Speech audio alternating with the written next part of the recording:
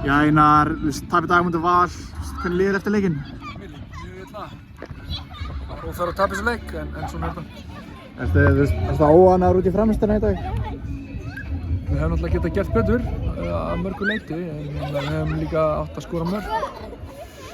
Og svona, gleymum okkur hann augnablik og þá refsaður okkur illa. En þetta er bara einn af þessum leikjum.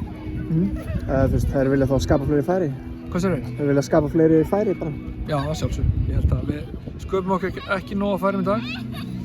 Það vantaði eitthvað upp á, en móttökjumir og valsararnir vörðu boxið vel og voru með þéttar blokkir og það var erfitt að brjóta það niður. En þegar við höfum tækifæri hefðum við getað gert betur sko, en svona er þetta. Í síðasta leik þá fáðu 4 mörk á móti ykkur með Þrótti, í dag fáðu 1, er eitthvað mismunandi með þessu leika? Það lá náttúrulega svo sem ekkert á okkur í dag þannig, en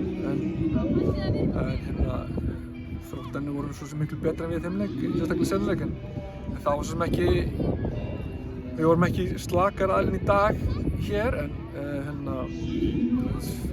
við hefðum bara þurft að gera meira til þess að skora.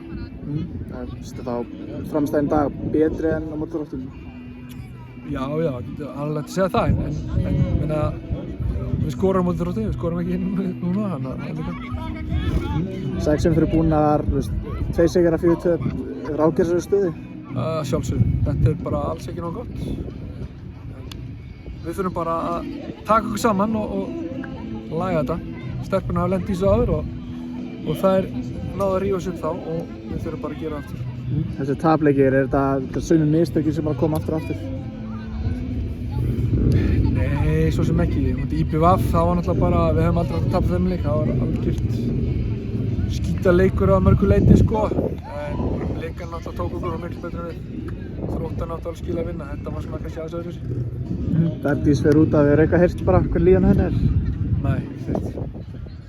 Hvernig slítur út fyrir á næsta leik? Hvað þurfa að gera til að vinna?